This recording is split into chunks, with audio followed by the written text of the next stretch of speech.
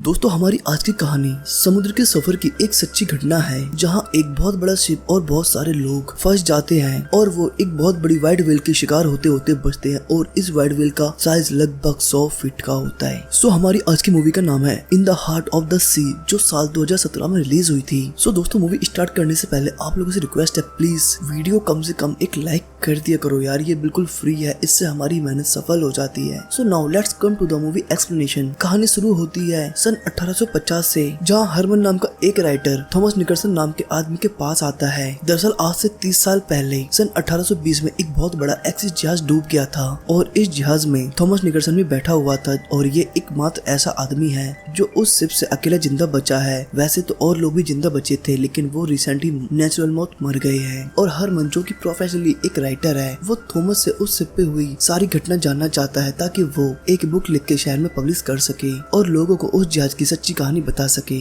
अब अपनी पत्नी के कहने पे थॉमस हरमन को कहानी सुनाना शुरू करता है और यहाँ से स्टोरी जाती है फ्लैशबैक में, यानी 30 साल पहले सन 1820 में, जहाँ हमें एक बंदरगाह में बहुत बड़े बड़े शिप्स को दिखाया जाता है। यहाँ पे मछलियों का और साथ ही साथ व्हेल मछलियों से जो तेल निकाला जाता है उसका बहुत बड़ा बिजनेस चलता है और इस ऑयल की इस दौर में बहुत ज्यादा डिमांड होती है। और तभी हम एक बहुत बड़ी कंपनी के ओनर्स को देखते हैं जो एक आदमी को बुलाते हैं जिसका नाम होता है ओवन चेस, और वो उससे बताते हैं कि हम हमारी सबसे बड़ी शिप जिसका नाम एक्सिस है उसे समुद्र में उतार रहे हैं और हम चाहते हैं कि तुम शिप लीडर बनके उस शिप में जाओ। पर ये बात सुनकर ओवन नाराज हो जाता है क्योंकि आखिरी जर्नी के बाद उसके ओनर ने उनसे कहा था कि हम तुम्हें शिप का कैप्टन बना देंगे, लेकिन अब वो लोग अपनी जवान से हट गए और ओवन को अभी भी कैप्टन से एक नीचे वाला पद दे रहे हैं। उसके ओनर्स उसे बोलते हैं कि तुम इस जर्नी को कंप्लीट कराओ, हम नेक्स्ट जर्नी में तुम्हें पक्का बोट का कैप्टन बना देंगे। तो इसलिए इस बार अपनी बॉस की बातों को रिटर्न में लेता है। दरअसल इस बार जिसको कैप्टन बनाया गया है उसका नाम जॉर्ज है और वो कंपनी के मालिकों में से एक का बेटा है। और अब इस जहाज की सफर की तैयारी शुरू हो चुकी है और इस शिप के अंदर एक 16 साल का लड़का भी होता है जिसका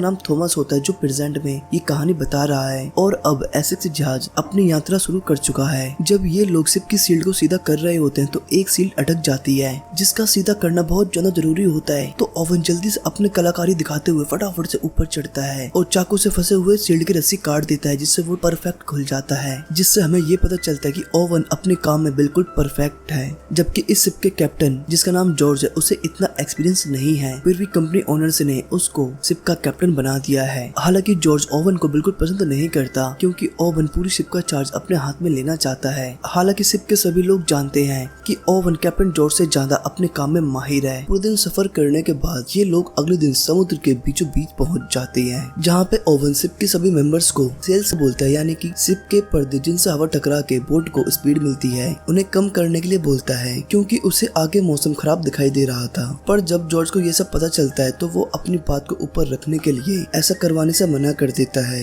और बोलता है कि हम ऑलरेडी अपनी सफर के लिए लेट हो चुके हैं, हमें जल्द से जल्द वहाँ पहुँचना होगा। और सारी सेल्स खुली रहने की वजह से अब शिप तूफान की तरफ पूरी स्पीड से बढ़ रहा था और बहुत जल्द वो तूफान की चपेट में आ जाता है और ये एक बहुत भयंकर तूफान होता है जिसमें शिप को काफी नुकसान होता है। हालांकि ओवन का फैसला बिल्कुल ठीक था कि उन्हें सेल्स को कम रखना चाहिए और जॉर्ज ने अपने कैप्टन की पावर का गलत यूज किया था ये दिखाने के लिए कि वो किसी के सामने नहीं झुकेगा। अब शाम होने पे जॉर्ज ओवन से बोलता है कि हम लोग अब वापस जाएंगे ताकि अपना शिप प्रिपेयर कर सके और साथ ही तुम एक माफीनामा लिखोगे जिसमें तुम लिखोगे कि तुमने अपने कैप्टन के ऑर्डर्स नहीं माने और जिस वजह से कई लोगों की जान जा सकती थी। अब इस बात पे ओवन हैरानी से बोलता है, सर आप कैसी बातें कर रहे हैं, सेल्स खुलवाने के लिए आपका ऑर्डर था, मेरा नहीं, और आपकी वजह से हम सभी लोग तूफान में फंसे थे, मेरी वजह से नहीं। लेकिन अब ओवन खाली हाथ नहीं जाना चाहता क्योंकि उसे पता कि अगर हम खाली हाथ गए तो उन्हें पैसे नहीं मिलेंगे। इसलिए वो जॉर्ज को प्यार भरी भाषा में समझाता है कि अगर आपकी कैप्टनशिप के नीचे हम लोग खाली हाथ गए तो ये आपके परिवार की बेइज्जती होगी और मैं भी यही चाहता हूँ कि हम लोग ऑयल इकट्ठा करें और जल्द से जल्द वापस चले जाएं। अब ओवन की ये बातें सुनकर जॉर्ज भी मान जाता है और इसके बाद ये लोग समुद्र के और भी अंदर जाने लगते हैं। अब इन्हें समुद्र में पूरे 3 महीने हो चुके जहाँ इन्हें वेल्स का एक झुंड मिलता है, तो ये सभी लोग 3 छोटी छोटी नौकाओं में बैठ के वेल्स का शिकार करने के लिए निकल जाते हैं। ये लोग वहाँ एक वेल का शिकार भी कर लेते हैं और उसे शिप पे ले आते हैं जहाँ उसका तेल निकाला जाता है, जहाँ उसकी बॉडी के अंदर से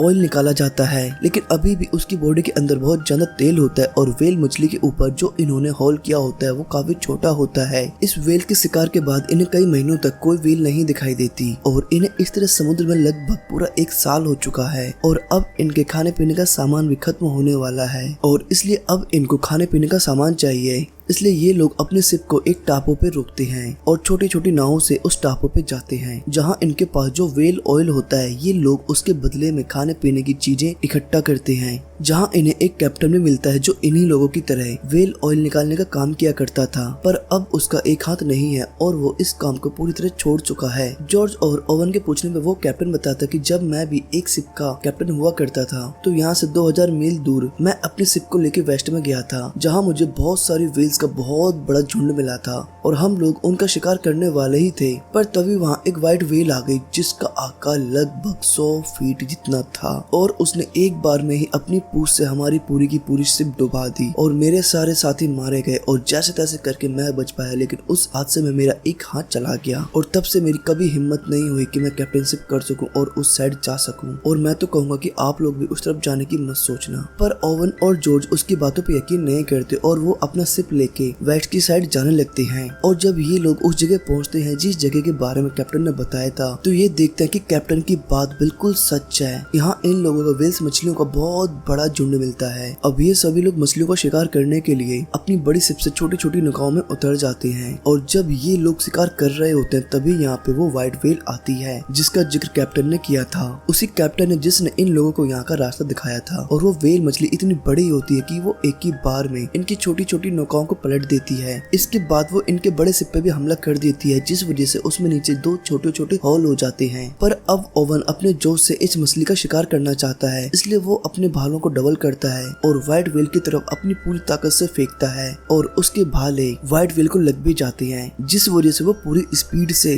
बोट से दूर भागने लगती है और ये भाला एक रस्सी से बंधा होता है। और एक पॉइंट पे आने के बाद वो रस्सी खत्म हो जाती है और वो रस्सी बोट के एक पोल से बंधी हुई थी, जिस वजह से वो विशालकाय मछली बोट के प्लेयर को भी खींच लेती है, जिस वजह से पूरी बोट तहस नहस हो जाती है और इनका ये शिप अब लगातार डूब रहा होता है। और इधर इस मछली के शरीर में जो भाला गड़ा होता है वो भी उसके शरीर से निकल जाता है और इधर जल्दी से ये सभी लोग छोटी छोटी नावों में उतर जाते हैं और जरूरत की सारी चीजें निकाल लेते हैं और कुछ ही पल बाद इनकी बड़ी वाली शिप पानी में डूब जाती है और इन्हें इसी तरह समुद्र में बहते हुए 34 दिन हो चुके हैं और इनके खाने पीने की जो चीजें थी वो भी अब लगभग खत्म होने की कगार पे हैं। पर तभी इन्हें उम्मीद की एक रोशनी दिखाई देती है। इन्हें एक आइलैंड दिखाई देता है जिसे देखते ही ये सभी लोग अपनी नावों से वहाँ पहुँच जाते हैं। पर अब ये लोग किनारे पहुँचने वाले ही थे, पर वो व्हाइट ब्लू व्हेल मछली एक बार फिर से इन पर हमला कर देती है और इनकी तीनों नावों को डुबा देती है। पर जैसे तैसे करके ये सभी लोग बहते हुए आइलैंड के किनारे तक पहुँच जाते हैं और यहाँ ये सभी लोग डिसाइड करते हैं कि हम यहाँ दिन रात आग जला के रखेंगे ताकि कोई भी शिप या एरोप्लेन यहाँ से निकले तो वो हमें देख सके कि कुछ लोग यहाँ फंसे हैं। और यही हम ओवन को देखते हैं जो अभी खाने की तलाश कर रहा होता है कि तभी उसे एक गुफा मिलती है और वो उसके अंदर चला जाता है और वो वहाँ सभी लोगों को बुलाता है और ये सभी लोग देखते हैं कि यहाँ बहुत सारे इंसानों के कंकाल पड़े हुए हैं, कि यहाँ पहले भी कुछ लोग फंस चुके हैं और इनकी मदद करने के लिए यहाँ कोई भी नहीं आया।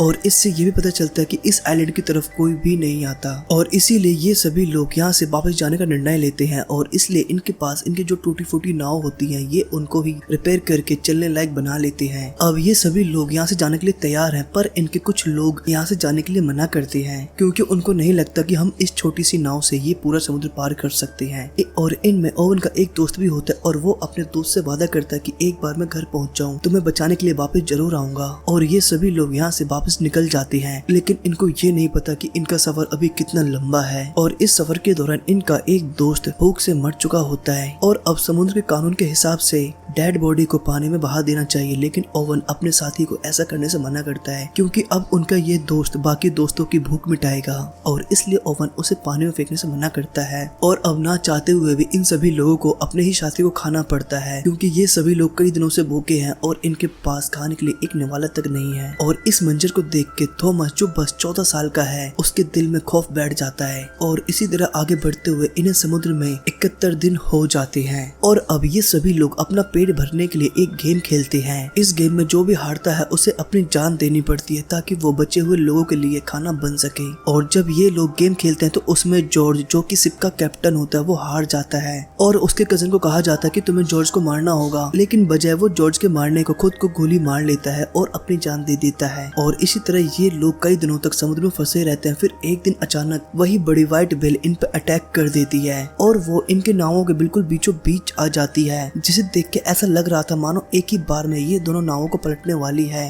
ओवन अपने भाले को उठा लेता है ताकि वो इस व्हेल को मार सके, और जब वही व्हाइट व्हेल ओवन के पास से निकलती है तो उसे मछली पे वही घाव दिखाई देता है जो उसने पिछली बार भाला मार के उस मछली को दिया था। और ओवन इसी दौरान उस मछली की आंखों में देखता है और उसकी आंखों में देखने के बाद उसे ना जाने एक तरस आता है और वो उस पर दोबारा भाला नहीं फेंकता, और इस बार वो व्हाइट व्हेल भी चुपचाप यहाँ से चली जाती है। और इसी तरह समुद्र में सफर करते हुए कैप्टन जॉर्ज और ओवन की जो बोट होती है वो दोनों अलग हो जाती हैं। पर कुछ ही दिन बीतने के बाद पास से गुजरता एक शिप कैप्टन जो को देख लेता है और उन्हें रेस्क्यू कर लिया जाता है। और वहीं दूसरी तरफ ओवन की बोट लगातार पानी में बह रही होती है और उसके सभी साथी लगभग जिंदगी की जंग हार चुके हैं क्योंकि उनके पास न खाने के लिए खाना है और न पीने के लिए पानी। पर तभी अचानक इन्हें आसमान में कुछ पक्षी उड़ते हुए दिखाई देते हैं और इन्हें पास ही में एक आइलैंड दिखाई देता है और ये लोग कैसे भी करके वहाँ पहुँच जाते हैं और जल्दी इन्हें वहाँ से रेस्क्यू कर लिया जाता है। और अब हमें मूवी ठीक 3 महीने बाद की दिखाई जाती है 11 जून 1821 की।